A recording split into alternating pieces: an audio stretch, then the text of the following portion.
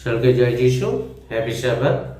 এবং নতুন বছরে আমি প্রথম আপনাদের কাছে সাব্বাতের প্রচার করার সুযোগ পেয়েছি। এর জন্য পরমেশ্বরকে ধন্যবাদ জানাই যে সেই সুযোগ পরমেশ্বরই করে দিয়েছেন।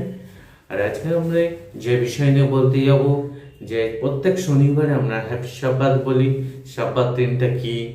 বিশ্রামবার বলা হয় বাংলায়। এবং এই বিশ্রামবারটা কি? অনেকে বিশ্রামবার রবিবার বলে মানে, অনেকে বিশ্রামবারকে শনিবার বলে মানে। আমরা এই বিষয় নিয়ে আলোচনা করবো আজকে। তার আগে আমরা ঈশ্বরের কাছে প্রার্থনা করি যেন তার আত্মা দ্বারা আমরা বাক্যের প্রকৃত বিষয় যেন আমরা বুঝতে পারি। দয়াল প্রভু, তোমার ধন্যবাদ হোক যে তুমি তোমার বাক্য প্রচারের সুযোগ করে দিয়েছ। প্রভু, আমি একজন অধম পাপী দাবি, তুমি আমার মতন পাপীকে তুমি ক্ষমা করো প্রভু, তোমার রক্ত দিয়ে সৃষ্টি করো, আর তোমার পবিত্র আত্মা আমাকে পরিচালিত করো, যেন ঠিক সেটাই বোঝাতে পারি যেটা প্রত্যেকের হৃদয়ের মনকে স্পর্শ করবে, প্রত্যেকের হৃদয়ের মনকে তোমার সত্যে নিয়ে আসবে। আমি যেন সত্যটা তুলে ধরতে পারি, আর যারা শুনছে তাদের অন্তরে হৃদয় কথা বলো, তারা যেন এই সত্যটা উপলব্ধি করে, আর সেই সত্যি যেন চলে আর তোমারই গৌরব করে। এই প্রার্থনা তোমার চরণতলায় রাখলাম, বিশ্বাস করে তুমি শুনেছো, তাই ধন্যবাদের সহিত এই প্রার্থনা আমার প্রিয় প্রভু যিশু তোমার পবিত্র নামে জানাই, আমেন। আজকে আমরা দেখব যে বিশ্রামবারটা কোন দিন। ঈশ্বর কেউ বুধবারে প্রার্থনা করছে, কেউ শনিবারে প্রার্থনা করছে, কেউ রবিবারে প্রার্থনা করছে।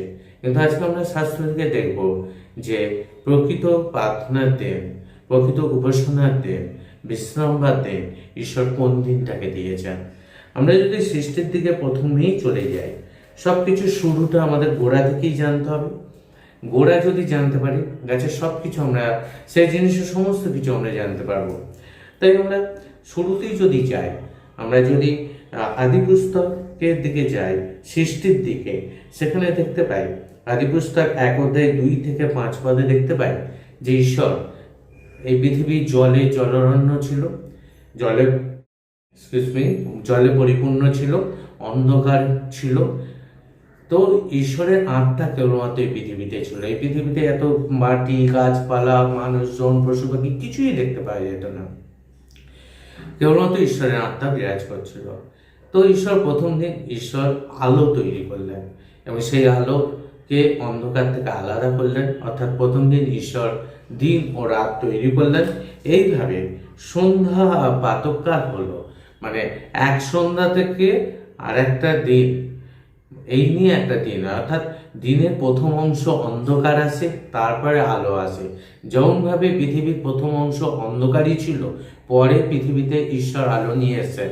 তাই দিনের প্রথম অংশ আলোয় আসে, অন্ধকারে আসে, তারপরে আলোয় আসে।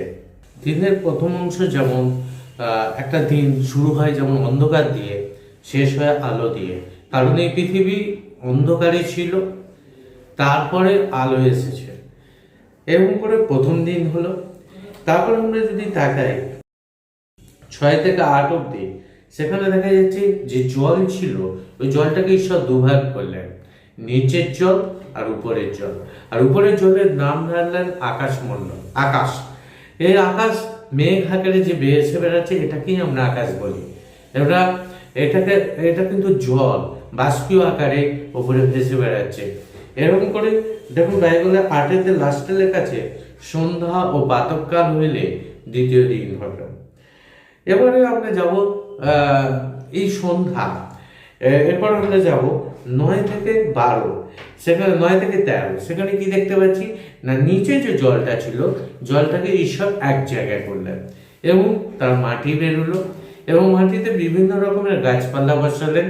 পরে আমরা 13 দেখতে পাই সন্ধ্যা ও প্রাতঃকাল হইলে তৃতীয় দিন হলো। এখন আমরা যদি তাকাই 14 থেকে 19, সেখানে আমরা দেখতে পাই যে ঈশ্বর রাত্রিতে আকাশেতে বিভিন্ন রকমের গ্রহ, নক্ষত্র, তারা তিনি তৈরি করলেন এবং দিনের বেলা একত্রিত করবার জন্য এক মহাজ্যোতি তৈরি করলেন। তো এরকম করে আমরা যদি এরকম করে 19-এ দেখাচ্ছে সন্ধ্যা ও প্রাতঃকাল হইলে চতুর্থ দিন হলো। তো এইভাবে যদি প্রথম দিন আলো, দ্বিতীয় দিন আকাশ, তৃতীয় দিন হচ্ছে কি মাটি, গাছপালা, চতুর্থ দিন চাঁদ, সূর্য, গ্রহ, নক্ষত্র, তারা। এরপর আমরা দেখতে পাই 20 থেকে 23 অব্দি সে বিভিন্ন রকমের জলজ প্রাণী এবং খেচর প্রাণী মানে যে সমস্ত প্রাণী আকাশে ওড়ে, এই সমস্ত প্রাণী তৈরি করা হলো। এবং সন্ধ্যা ও প্রাতঃকাল হইলে 23 বলছে পঞ্চম দিবস হলো। তারপরে আমরা যদি তাকাই যে 24 থেকে আমরা যে 31 দেখতে পাই যে প্রত্যেকটি পশু যত মাটিতে চলে এরকম প্রতিটা পশু তিনি তৈরি করলেন, সবার শেষে মানুষকে তৈরি করলেন। আর 31 বলছে ঈশ্বর আপনার নির্মিত সকলের প্রতি দৃষ্টি করলেন, আর দেখো সে সকল অতি উত্তম। তিনি যা কিছু সৃষ্টি করলেন সেই সকলকে তিনি কি দেখলেন না অতি উত্তম। চলিত বাংলায় যদি বলা যায় খুব ভালো। আর সন্ধ্যা ও প্রাতঃকাল হইলে সেটাকে বলা হচ্ছে ষষ্ঠ দিন। তো এইভাবে ঈশ্বর 6 দিন ধরে পৃথিবীর সৃষ্টি করলেন। আর সন্ধ্যা আমাদের একটা দিন শুরু হয় সন্ধ্যার পর থেকে, 12টা অবধি আমাদের সন্ধ্যা বলা হয়। যেমন আমাদের সকাল থেকে বেলা 12টা অবধি, ঠিক সেরকম সন্ধ্যাও থাকে 12টা অবধি। 12টার পরই পরের দিন চলে আসে।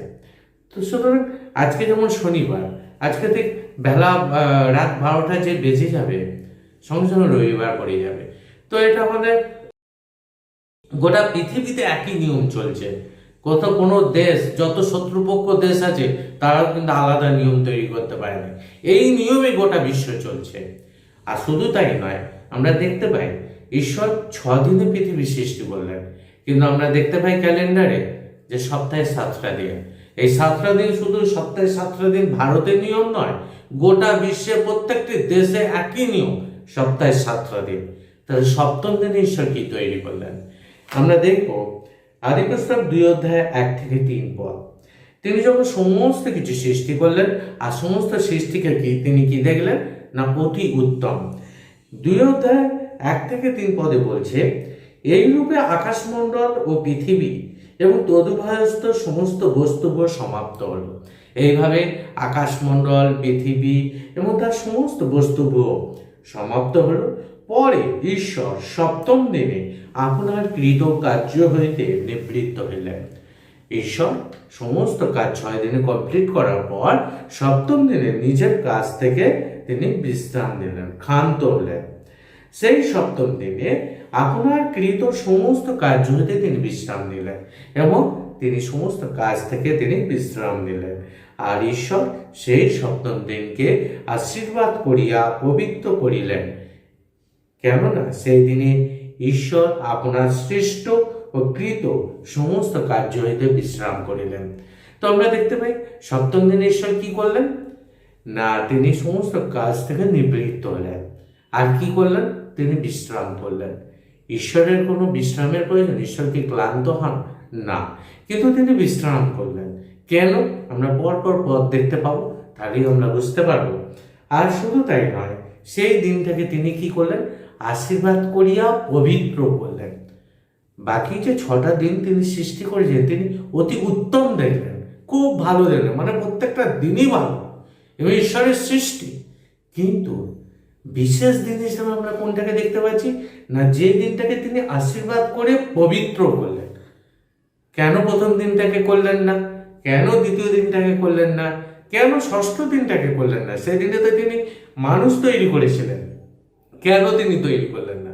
কিন্তু তিনি সপ্তম দিনটাকে আশীর্বাদ করে পবিত্র করলেন। কেন? দেখুন উত্তর বলেই দিচ্ছে, কেননা সেই দিনে ঈশ্বর আপনার সৃষ্টি ও সমস্ত কাজ থেকে বিশ্রাম নিয়েছিলেন। কিন্তু তিনি কেন বিশ্রাম নিয়েছিলেন? কি উদ্দেশ্যে তিনি বিশ্রাম নিয়েছিলেন? আমরা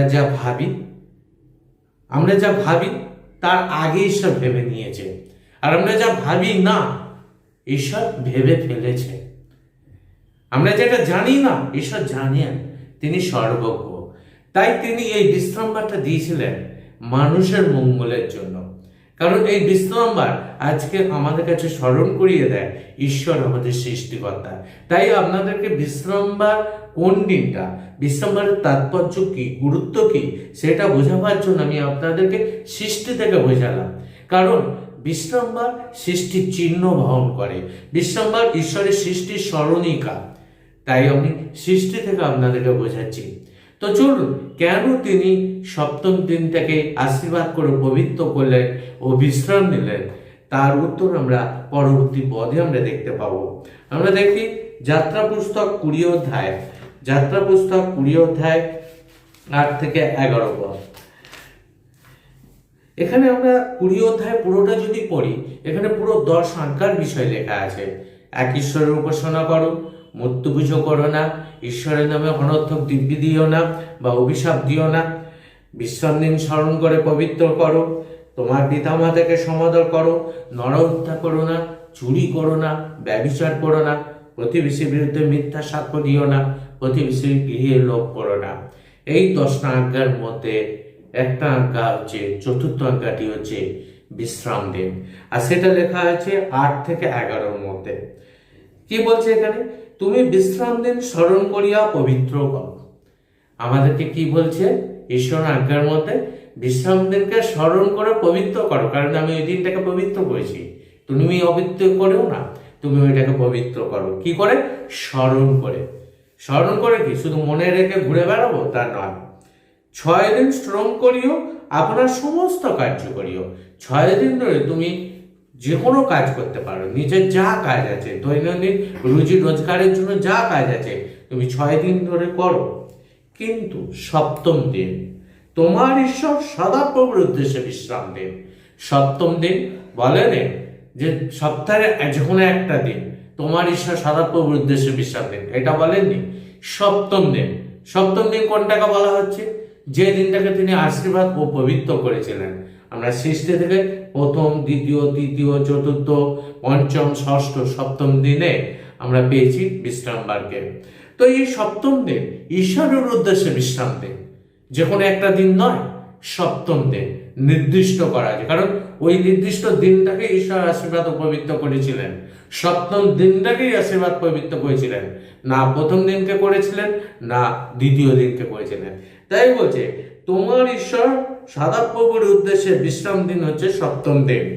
সেই দিন তুমি কি, তোমার পুত্র কি, কন্যা কি, তোমার দাস কি দাসী কি, তোমার পশু কি, তোমার পুরোদ্ধারের মধ্যবর্তী বিদেশী কেহ কোনো কার্য করিও না। কেউ তোমরা কাজ করো, কাউকে দিয়েও কাজ করিও না। কেন না? কারণ উত্তরটা তারপরই আসে। কেননা সদাপ্রভু আকাশমণ্ডল ও পৃথিবী, সমুদ্র ও সেই সকলের মধ্যবর্তী সমস্ত বস্তু 6 দিনে নির্মাণ করিয়া সপ্তম দিনে বিশ্রাম করিলেন। এই জন্য সদাপ্রভু বিশ্রাম দিনকে আশীর্বাদ করিলেন ও পবিত্র করিলেন। এখানেও একই কারণ লেখা আছে, কি না ঈশ্বর পৃথিবী সৃষ্টি করে সপ্তম দিনটাকে আশীর্বাদ করেছিলেন এবং বিশ্রাম নিয়েছিলেন। এই জন্য তিনি বিশ্রাম দিনকে পবিত্র করেছেন, এই জন্য তিনি বিশ্রাম দিনকে আশীর্বাদ করেছেন। তার মানে বিশ্রাম দিনে সমস্ত কাজ থেকে সরে এসে ঈশ্বরের নামগান করা, ঈশ্বরের আরাধনা করা, ঈশ্বরের সৃষ্টির প্রশংসা করা, ঈশ্বরের সৃষ্টির গৌরব করাটাই আমাদের কাছে সব থেকে গুরুত্বপূর্ণ। আর এটাই ঈশ্বর আমাদের কাছ থেকে চেয়ে থাকেন। তিনি এই যে ঈশ্বর জানতেন যে আমরা প্রকৃত সৃষ্টিকর্তাকে ভুলে গিয়ে মানুষ একদিন নকল সৃষ্টিকর্তাকে আরাধনা করবে, মানুষ নিজেরা তৈরি করবে সৃষ্টিকর্তা। সেই জন্য ঈশ্বর আমাদেরকে বিশ্রামবার দিয়েছিলেন, যাতে মানুষ ভুলে না যায় ঈশ্বরের সৃষ্টিকে, যেন তারা মনে রাখে যে এই পৃথিবী, এই গাছপালা, এই সমুদ্র, এই জল, এই আকাশ, এই মানুষ সব কিছু ঈশ্বরের দ্বারা নির্মিত। আমরা যেন সেই ঈশ্বরের আরাধনা করি। আর তার জন্য এই বিশ্রামবারটি তিনি আমাদেরকে দিয়েছিলেন। এই বিশ্রামবার ঈশ্বরের সৃষ্টি চিহ্ন বহন করে, ঈশ্বরের সৃষ্টির সাক্ষ্য বহন করে। যারা বিশ্রামবার মানবে, ঈশ্বরের যে আমাদের সৃষ্টিকর্তা তাকে মানবে, সৃষ্টিকর্তা রূপে মানবে, ঈশ্বরকে সৃষ্টিকর্তা তার নির্মাতা রূপে মানবে। আর যারা মানবে না, তারা ঈশ্বরকে নির্মাতা রূপে, সৃষ্টিকর্তা রূপে মানবে না। বাইবেল পরিষ্কারভাবে বলছে। কিন্তু প্রশ্ন হচ্ছে বিশ্রামবারটা কোন দিন? কেউ বলে বুধবার, কেউ বলে বৃহস্পতিবার, কেউ বলে শনিবার, কেউ বলে রবিবার। বাইবেল এই প্রসঙ্গে আমাদেরকে কি বলছে সেটার দিকে আমরা তাকাবো। আমরা যদি চলে যাই লুকেতে, লুক 23 অধ্যায়ে আমরা যদি যাই, লুক 23 অধ্যায়ে আমরা যদি যাই, 23 অধ্যায়ে আমরা পড়বো 50 থেকে। বলছে আর দেখো, জোসেফ নামে এক ব্যক্তি ছিলেন, তিনি মন্ত্রী, একজন সৎ ও ধার্মিক লোক। এই ব্যক্তি উহাদের মন্ত্রণাতে ও ক্রিয়াতে সম্মত হন নাই। তিনি ইহুদিদের অরিমাথিয়া নগরের লোক, তিনি ঈশ্বরের রাজ্যের অপেক্ষা করিতেছিলেন। এই ব্যক্তি পিলাতের নিকটে গিয়া যিশুর দেহ যাচনা করিলেন। পরে তাহা নামাইয়া সরু চাদরে জড়াইলেন এবং শৈলে খোদিত এমন এক কবর মধ্যে তাহাকে রাখিলেন, যাহাতে কখনো কাহাকেও রাখা যায় নাই। সেই দিন আয়োজনের দিন এবং বিশ্রামবারের আরম্ভ সন্নিকট হইতেছিল। আর যে স্ত্রীলোকেরা তাহার সহিত গালিল হইতে আসিয়াছিলেন, তাহারা পশ্চাৎ পশ্চাৎ গিয়া সেই কবর এবং কি প্রকারে তাহার দেহ রাখা যায় তাহা দেখিলেন। পরে ফিরিয়া গিয়া সুগন্ধি দ্রব্য ও তৈল প্রস্তুত করিলেন। প্রভু যীশু মারা গেছিলেন, আমরা সবাই জানি, গোটা বিশ্ব জানে। প্রভু যীশু শুক্রবার 3টের সময় মারা গেছিলেন। তিনি যখন মারা গেছিলেন তখন তার দেহটা কোথায় রাখা ছিল না, সরকারি জায়গায় ছিল, কারণ তার মৃত্যু সরকার থেকে ঘোষণা করেছিল তার মৃত্যুদণ্ড। তো তার দেহটাকে নিতে গেলে ওই ক্রুজ থেকে নামিয়ে সঙ্গে সঙ্গে কবরে ঢুকিয়ে দিল, এতটা ইজি ছিল না। তার জন্য পারমিশন নিতে হতো, অনুমতি নিতে হতো।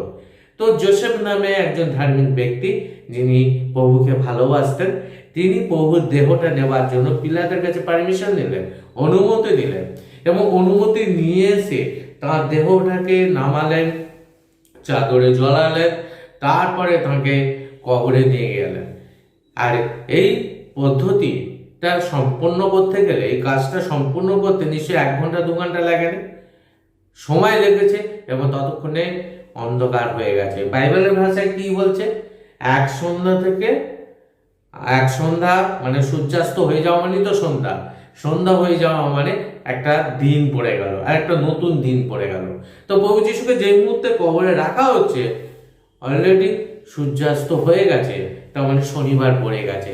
তাই এখানে বলছে সেই দিন আয়োজনের দিন বিশ্রামবারের আরম্ভ সন্নিকট হচ্ছিল, মানে কবরে নিয়ে যেতে না যেতে বিশ্রামবারের আরম্ভ হয়ে যাচ্ছিল। আর তখন তারা যারা গিয়েছিল পেছন পেছন, তারা প্রভুর দেহটাকে কিভাবে রাখা গেছে তা দেখে তারা বাড়িতে এসে সুগন্ধি দ্রব্য এবং তৈল প্রস্তুত করলেন। কারা ছিল? আমরা অন্যান্য সুসমাচার পুস্তকে আমরা দেখতে পাই তারা ছিল মরিয়ম, মগদলিনী মরিয়ম, সালোমি, এরা যারা কিনা প্রভু যিশুর সঙ্গে সর্বদা থাকতেন। তারা বাড়িতে গিয়ে সমস্ত কিছু প্রস্তুত করলেন। এবং 24:1 বলছে, বিশ্রামবারে তারা বিধিমতে বিশ্রাম করলেন। প্রভু যিশু থাকাকালীন যদি তাদেরকে নিষেধ করে দিতেন যে আমি তো বিশ্রামবারের কর্তা হয়ে গেছি, আমাকে মানলে আর বিশ্রামবার মানতে হবে না, তাহলে তারা কেন বিধিমতে বিশ্রাম করলেন? নিশ্চয়ই প্রভু মেনেছেন, তাই তারাও মেনেছেন। এবং তারপরে কি দেখা যাচ্ছে না, তারা বিশ্রামবারের বিধিমতে বিশ্রাম নিলেন। কিন্তু সপ্তাহের প্রথম দিন অতি প্রত্যুষে তারা কবরের কাছে গেলেন। কবরের কাছে গিয়ে দেখলেন প্রভুর দেহখানি নাই। আমরা জানি সুসমাচার পুস্তকে আছে প্রভু 3 দিনের দিন উঠবেন। তাহলে শুক্রবার যদি তিনি মারা গিয়ে থাকেন, 3 দিনের দিন কোনটা হচ্ছে না, রবিবার। তাই আজও অনেক খ্রিস্টান মণ্ডলী রবিবারে পুনরুত্থানের দিন হিসাবে পালন করে থাকে। তো তাহলে মাঝখানে কি পড়ে রইল? বিশ্রামবার। তাহলে বিশ্রামবারটা কোন দিন আসছে? শুক্রবারে যদি প্রভু যিশুকে কবরে দেওয়া হয়, বিশ্রামবারে আরম্ভ হয়ে গেছে, সূর্যাস্ত হয়ে, তার মানে শুক্রবারের পরে কোন বার আসে? শনিবার আসে। আর শনিবারটা তারা বিধিমতে বিশ্রাম নিল। আর সপ্তাহের প্রথম দিনে গিয়ে দেখছে প্রভু যিশুর দেহ নাই। তার মানে বিশ্রামবার হচ্ছে শনিবার। কে আপনাকে জানাচ্ছে? ঈশ্বরের বাক্য জানাচ্ছে। গোটা বিশ্ব যেইভাবে মেনে আসছে সেগুলি আমাদেরকে জানিয়ে দিচ্ছে বিশ্রামবার হচ্ছে শনিবার। শুধু তাই নয়, আপনারা যদি গুগলে সার্চ করেন, অনেক দেশে, আমাদের দেশে যেমন রবি, সোম, মঙ্গল, বুধ, শনিবার লেখা আছে, ঠিক সেরকম ইংরেজিতে স্যাটারডে লেখা থাকে। এরকম অনেক দেশে তাদের নিজস্ব ভাষায় সাবাডে, সাবাটিয়া, এই শনিবারের পরিবর্তে এগুলো লেখা আছে। তার মানে শনিবার যে বিশ্রাম দিন এটা জানিয়ে দেয়। আর সপ্তম দিন আপনারা ক্যালেন্ডারে দেখবেন রবিবার প্রথমে থাকে ক্যালেন্ডারে, নিচেতে শনিবার থাকে। খুব কম ক্যালেন্ডার আছে ওগুলো থাকে অন্য কিছু এক্সেপশনাল থাকে, কিন্তু বেশিরভাগ ক্যালেন্ডারে দেখবেন রবিবারে প্রথমে থাকে, শনিবার নিচে থাকে। তাহলে যেটা প্রথমে থাকবে সেটাই তো প্রথম থেকে গোনা হবে। তাহলে রবিবারে প্রথম থাকলে রবি, সোম, মঙ্গল, বুধ, বৃহস্পতি, শুক্র, শনি। তাহলে সপ্তম দিনটা কোনটা? না, শনিবার দিনটা। আর এই শনিবার দিনটাই হচ্ছে আমাদের কাছে বিশ্রাম দিন। আর এই বিশ্রাম দিন যদি আমরা মানি, শনিবারে যদি আমরা মানি, আমরা ঈশ্বর যে আমাদের নির্মাতা, ঈশ্বর যে আমাদের জন্য সমস্ত কিছু সৃষ্টি করেছেন, তাকে সম্মান দিচ্ছি, তার সৃষ্টিকে প্রাধান্য দিচ্ছি, তার সৃষ্টিকে গুরুত্ব দিই। অর্থাৎ আমাদের নির্মাতা ঈশ্বরকে নির্মাতা রূপে, সৃষ্টিকর্তা রূপে আরাধনা করছি। বিশ্রামবার ঈশ্বরের সৃষ্টির পরিচয় গ্রহণ করে। সুতরাং আজকে আমরা দেখতে পেলাম যে বিশ্রামবার হচ্ছে কি না শনিবার। এখন প্রশ্ন হচ্ছে, অনেকে বলবে বিশ্রামবার তো ইহুদিদের আমলে ছিল, তো পুরাতন নিয়মে। আমরা যদি সৃষ্টির দিকে তাকাই, সেখানে আদম হাওয়াকে তৈরি করা হয়েছিল, তারা কি ইহুদি ছিল? তারা ইহুদি ছিল না। এমনকি আব্রাহাম, কয়েন হেবল, এরা কেউ ইহুদি ছিল না। তো এরাও তো বিশ্রামবার মেনেছে, কারণ সৃষ্টির সময় আমরা দেখতে পাচ্ছি সেখানে ঈশ্বর বিশ্রামবার তৈরি করেছিলেন। সুতরাং বিশ্রামবার শুধু মসির সময়ে দেওয়া হয়নি, বিশ্রামবার আদমের সময় থেকে, সৃষ্টির সময় থেকে বিশ্রামবার আছে। সুতরাং বিশ্রামবার সৃষ্টির সময় থেকেই আছে। সৃষ্টি তো আজও আছে, আজও মানুষ আছে, আজও আকাশ আছে, আজও দিন রাত হচ্ছে, আজও সূর্য গ্রহ নক্ষত্র তারা আছে, আজও গাছপালা আছে, আজও পশু পাখি আছে। তাহলে বিশ্রামবারটা কি করবো? দাও হয়ে গেল, বিশ্রামবার উদা হয়ে গেল, 7টা দিন রয়ে গেল, কিন্তু বিশ্রামবার নেই। ঈশ্বর এরকম সৃষ্টি করেন না। ঈশ্বরের সৃষ্টি চিরকাল অপরিবর্তিত থাকে। গীতসংগীতা 111 অধ্যায় যদি আমরা দেখি, সেখানে দেখতে পাই যে ঈশ্বরের হাতের তৈরি জিনিস চিরকাল অপরিবর্তিত থাকে। বলছে ঈশ্বরের তৈরি জিনিস কখনো পরিবর্তন করা যায় না, কারণ ঈশ্বর যেমন অপরিবর্তনীয়, ঈশ্বরের বাক্য তেমনি অপরিবর্তনীয়। সুতরাং ঈশ্বরের সৃষ্টি কখনো পরিবর্তন নেই। আচ্ছা, এরপরে তাও যদি বলা যায় যে নতুন নিয়মে আমরা বিশ্রামবারের সম্বন্ধে আমরা কি দেখতে পাই? আমরা দেখতে পাই যে এর থেকে সব থেকে বড় দৃষ্টান্ত হচ্ছে আমাদের প্রভু যিশু। প্রথমেই তিনি পৃথিবীতে থাকাকালীন কি বিশ্রামবার মেনেছিলেন? তো আমরা সেই জায়গায় যদি তাকাই, তো আমরা দেখতে পাই লুক 4 অধ্যায় 16-17 বলছে, আর তিনি যেখানে পালিত হইয়াছিলেন সেই নাসরতে উপস্থিত হইলেন এবং আপন রীতি অনুসারে বিশ্রামবারে সমাজগৃহে প্রবেশ করিলেন ও পাঠ করিতে দাঁড়াইলেন। তখন যিশাইয় ভাববাদীর পুস্তক তাহার হস্তে সমর্পিত হইল, আর তিনি পুস্তকখানি খুলিয়া সেই স্থান পাইলেন যেখানে লেখা আছে। তো তিনি রীতি অনুসারে, নিয়ম অনুসারে তিনি বিশ্রামবারে চার্চে গিয়েছিলেন এবং বিশ্রামবারে যিশাইয় ভাববাদী পুস্তক পাঠ করেছিলেন। এখানে আমরা দেখতে পাই যে প্রভু যিশু বিশ্রামবার মেনেছিলেন। আপনারা 31-এ পড়ুন, লুক 4:31 পদে, সেখানেও দেখা যাচ্ছে, পরে তিনি গালিলের কপরনাহুম নগরে নামিয়াছিলেন, আর তিনি বিশ্রামবারে লোকদিওকে উপদেশ দিতে লাগলেন। তিনি কোন দিনে লোকদিওকে উপদেশ দিচ্ছিলেন? বিশ্রামবারে। তা তিনি তো বলতেই পারতেন, এই দিন উঠে গেছে, আমি এসে গেছি, এই দিন উঠে গেছে। তিনি বিশ্রামবারে লোকেদেরকে উপদেশ দিচ্ছেন, তার মানে তিনি বিশ্রামবার মেনেছিলেন। তারপরও আমরা দেখতে পাই যে প্রভু যিশু যখন মারা গেলেন, কবরে গেলেন, একটু আগে আমরা পড়লাম, তার শিষ্যরা তারাও বিধিমতো বিশ্রাম নিয়েছিলেন। তো তারপরে প্রভু যিশু উঠলেন, উঠে শিষ্যদেরকে দেখা দিলেন, দেখা দেওয়ার পর তিনি স্বর্গে গেলেন। তারপরেও কি বিশ্রামবার ছিল? তো আমরা দেখব, প্রেরিতে চলে যাই। প্রেরিতে আমরা দেখব, প্রেরিত 17 অধ্যায়ে আমরা দেখতে পাই যে পরে তাহারা আম্পিফলি ও অপোল্লোনিয়া দিয়া গমন করিয়া থেসলোনিকিতে আসিলেন। সেই স্থানে যিহুদীদের এক সমাজগৃহ ছিল, আর পল আপন রীতি অনুসারে তাহাদের কাছে গেলেন এবং 3 বিশ্রামবারে তাহাদের সহিত শাস্ত্রের কথা লইয়া প্রসঙ্গ করলেন, অর্থ বুঝাইয়া দিলেন। তো তিনি কটা বিশ্রামবার পালন করেছিলেন ওই জায়গাতে? 3টে বিশ্রামবার। তার মানে তিনি 3টে সপ্তাহ ছিলেন এবং বিশ্রামবারে যা করা হয়, ঈশ্বরের বাক্য পাঠ করায়, তাই তিনি পাঠ করেছিলেন, যেমনভাবে প্রভু যিশু করেছিলেন তাই তিনি পাঠ করেছিলেন এবং অর্থ বুঝিয়ে দিয়েছিলেন।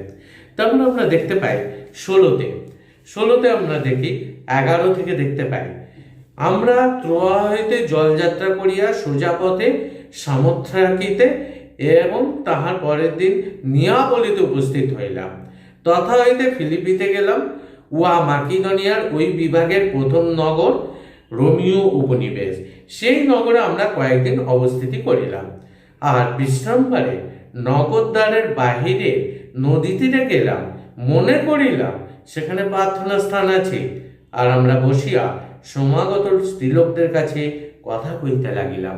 তারা কয়েকদিন ছিলেন, পল তারাও কয়েকদিন ওখানে ছিলেন এবং সেখানে বিশ্রামবার এসে গেছে এবং তারা বিশ্রামবারের চার্চ খুঁজছিলেন। এবং তিনি চার্চ খুঁজতে খুঁজতে তারা নদী দূরে গেছিল, নদীর ধারে। তারা মনে করেছিল যে এখানে প্রার্থনা স্থান আছে। তার মানে বিশ্রামবার এতটাই পৌলের কাছে গুরুত্বপূর্ণ ছিল, সে বিশ্রামবারের চার্চ খুঁজছে প্রার্থনা করবে বলে, বিশ্রামবার স্মরণ করবে বলে। তো পৌলও এই বিশ্রামবার পালন করেছিলেন। তো যারা প্রচার করে থাকে এগুলো অপপ্রচার ছাড়া আর কিছু নয়। কারণ আমরা দেখতে পাই সৃষ্টির সময় বিশ্রামবার দিয়েছেন, আমরা দেখতে পাই প্রভু যিশু নিজে মেনেছেন, আমরা দেখতে পাই প্রভু যিশু মারা যাবার পরেও তার শিষ্যরাও পালন করেছিলেন। আমরা দেখতে পাই তিনি স্বর্গে যাবার পর পল মন পরিবর্তন করেছিলেন, তিনিও বিশ্রামবার পালন করেছিলেন। তা যদি বিশ্রামবার উঠেই গিয়ে থাকে তাহলে নতুন নিয়মে এরা কেন বিশ্রামবারের জন্য প্রার্থনা স্থান খুঁজছিলেন? আর সেই বিশ্রামবার কি করে হুট করে রবিবারে চলে গেল? কি করে বিশ্রামবার উঠে গেল? কেউ কেউ বলে বিশ্রামবার উঠে গেছে, কেউ কেউ বলে বিশ্রামবার রবিবারে পরিবর্তন হয়ে গেছে। ঈশ্বরের বাক্য কি পরিবর্তন করা যায়? ঈশ্বরের বাক্য যদি পরিবর্তন করা যায় তাহলে ঈশ্বরকে পরিবর্তন করা যায়। কিন্তু বাইবেল বলে ঈশ্বর অপরিবর্তনীয়, তার পরিবর্তন নাই। তাহলে তার বাক্য কি করে পরিবর্তন হতে পারে? তার বাক্য কি করে বদলে যেতে পারে? তার সৃষ্টি কি করে বদলে যেতে পারে? আজও আছে, কিন্তু এটা যা শয়তানের কাজ মাত্র, মানুষকে ভুল ব্যাখ্যা করে ভুল বোঝানো মাত্র। তবু আমি বলছি, আমি রবিবারে প্রার্থনার বিপক্ষে নয়, কিন্তু রবিবারকে বিশ্রামবার বলে বিশ্রামবার মনে করে প্রার্থনা করার বিপক্ষে আমি। সব থেকে গুরুত্বপূর্ণ, ঈশ্বর যে দিনটিকে আশীর্বাদ ও পবিত্র করেছিলেন সেই দিনটি আমাদের কাছে আশীর্বাদের দিন ও পবিত্র দিন ও আরাধনার দিন। আর সেই দিনটি হলো শনিবার, যা আমরা এখন বাইবেল থেকে জানলাম। সুতরাং আমাদের প্রত্যেকের উচিত শনিবারে বিশ্রামবার পালনের মধ্য দিয়ে আমাদের সৃষ্টিকর্তা, আমাদের নির্মাতা ঈশ্বরের গৌরব যেন করি। তো আমরা আরো যদি দেখি পেরিতে আমরা 13 অধ্যায় যদি চলে যাই, সেখানেও আমরা দেখতে পাই যে বিশ্রামবারে কয়েকজন তারা এসেছিলেন, ঈশ্বরের শিষ্যরা, খ্রিস্টের শিষ্যরা, এবং তারা জেরুজালেমে পৌঁছেছিলেন এবং সেখানকার লোকেরা এবং অধ্যক্ষরা তাকে না জানাতে, আর যেগুলো বিশ্রামবারে পাঠ করা সেগুলো না জানাতে তারা তাদেরকে শিক্ষা দিতে শুরু করেছিলেন। এবং শিক্ষা দেওয়ার পরে যখন তারা বেরিয়ে আসে তখন বিশ্রামবারে শুরু করেছিলেন, আর যখন তারা বেরিয়ে আসে তখন ওখানকার লোকেরা কি বলছেন শুনুন। 13 অধ্যায় 42-43, তাহাদের বাহিরে যাওয়ার সময়ে লোকেরা বিনতি করিল যেন পরের বিশ্রামবারে সেই সকল কথা তাহাদের কাছে বলা হয়। তার মানে তারা প্রচার করার পর তারা যখন বেরিয়ে আসছে, বলছে পরের বিশ্রামবারে তাদেরকে যেন আবার সেই কথাটা বলা হয়। তার মানে তারা যদি বিশ্রামবারের বিরুদ্ধেই প্রচার করতো, তাহলে পরের বিশ্রামবারে আবার কেন প্রচার করতে বলছে? বিশ্রামবারের গুরুত্ব আছে, তখনও ছিল, এখন আছে, আগামী দিনেও থাকবে, ইভেন স্বর্গেও আছে। আমি আপনাকে দেখাবো নতুন পৃথিবীতেও বিশ্রামবার আছে। কিন্তু এক শ্রেণীর মানুষ, তাদেরকে পরিচালিত করছে শয়তান, তারা মানুষজনকে কি করছে? উল্টো পাল্টা ব্যাখ্যা দিয়ে মানুষজনকে ধোঁকা দিচ্ছে, বোকা বানাচ্ছে।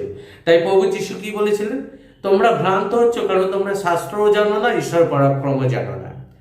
সুতরাং আমাদের শাস্ত্র ঠিকভাবে খোঁজা উচিত, শাস্ত্র অধ্যয়ন করা উচিত, কারণ ঈশ্বরের বাক্যই আমার দৈনন্দিন জীবনের চলার পথ এবং আমার পথের আলো পড়বে, এবং সঠিক পথটা আমাকে দেখিয়ে নিয়ে যেতে পারে একমাত্র ঈশ্বরের বাক্য।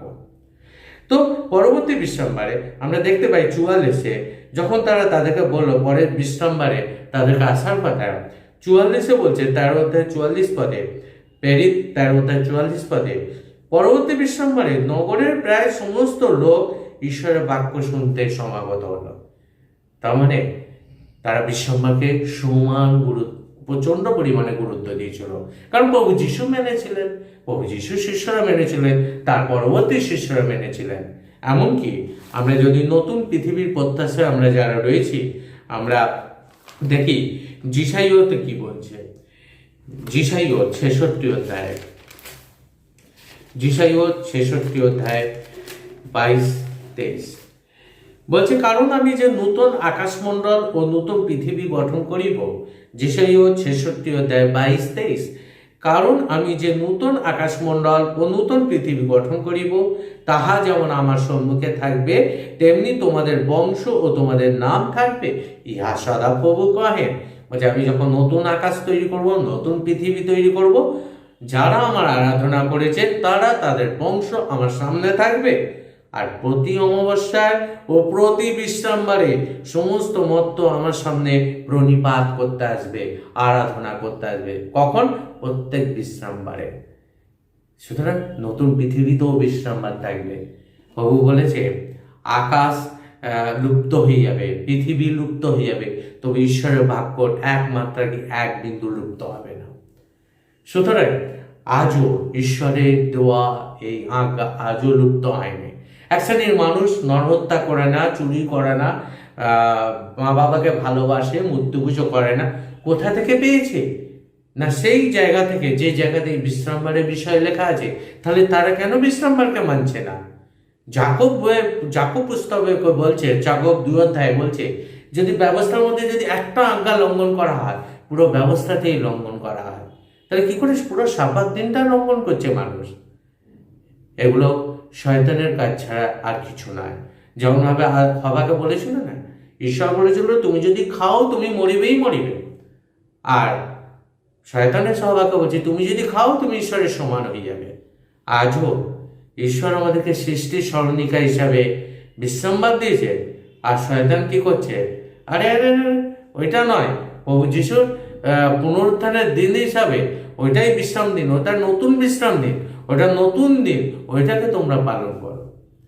আমি বলছি না যে ওই দিন আমরা প্রার্থনা করতে পারি না, কিন্তু বিশ্রামবার, বিশ্রাম দিন, আরাধনার দিন, উপাসনার দিন একটাই, আর সেটা হলো শনিবার। সেটা হলো শনিবার। সুতরাং আমরা এতক্ষণ দেখলাম বিশ্রামবার সৃষ্টির সময়ে ছিল, মোজেসের সময়ে ছিল, প্রভু যিশু মেনেছেন, তার শিষ্যরা মেনেছেন, এবং তার পরবর্তী শিষ্যরাও মেনেছেন। এমনকি আমরা বিশ্রামবারও জানতে পারলাম বাইবেল থেকে যে বিশ্রামবার হচ্ছে শনিবার। এবার আমরা দেখব বিশ্রামবার পালন করলে কি আশীর্বাদ পেতে পারি, আর বিশ্রামবার পালন করলে কি অভিশাপ পেতে পারি। প্রথমে আমরা অভিশাপটাকে দেখব। আমরা দেখি জিরোমীয় 17 অধ্যায় 27 পদ।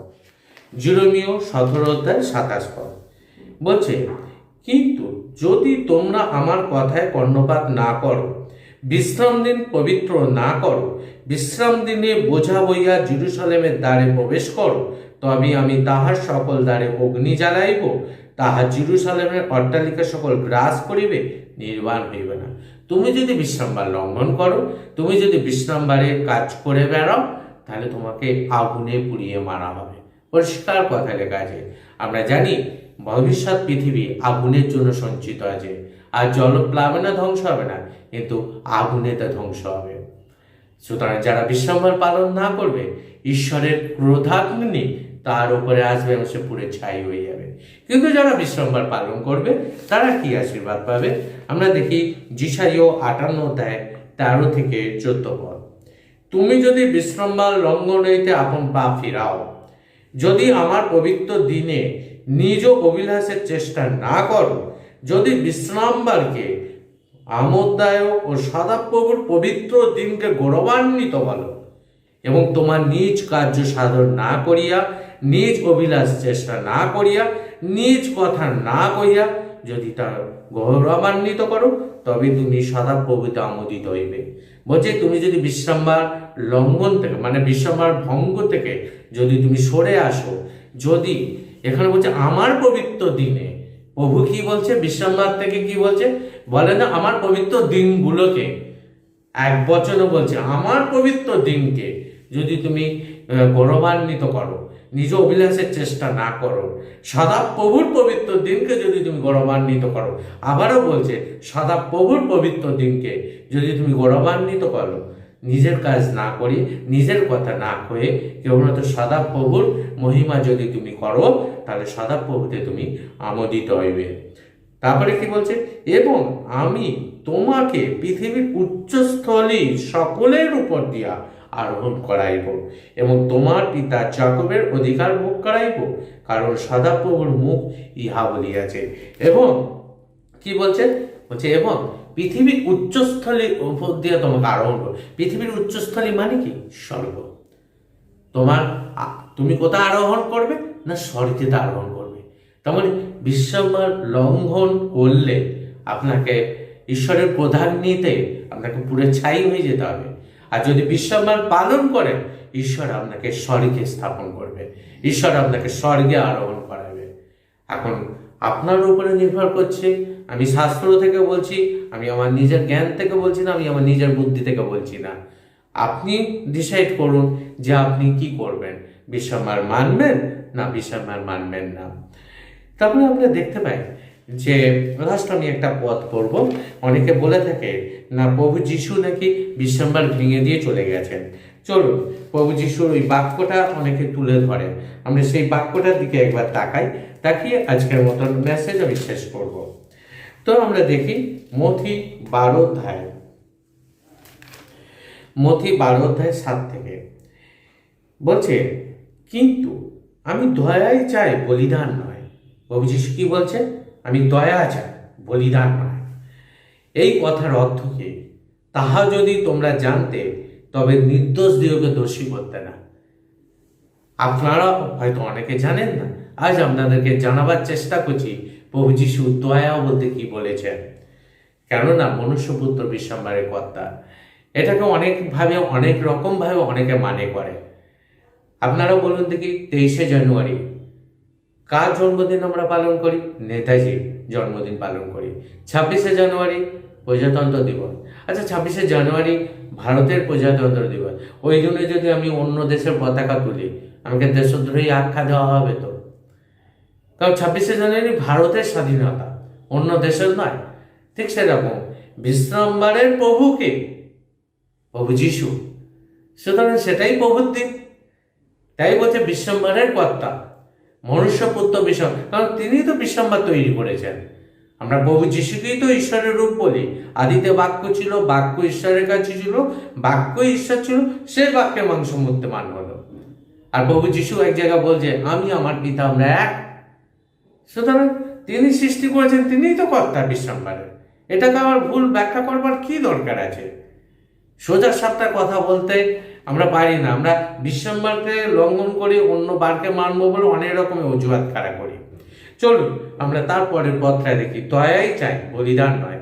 দেখুন কি বলছে, পরে তিনি তথা হইতে চলিয়া গিয়া তাহাদের সমাজগৃহে প্রবেশ করিলেন। আর দেখো, একটি লোক তার একখানি হাত শুকাইয়া গিয়েছিল।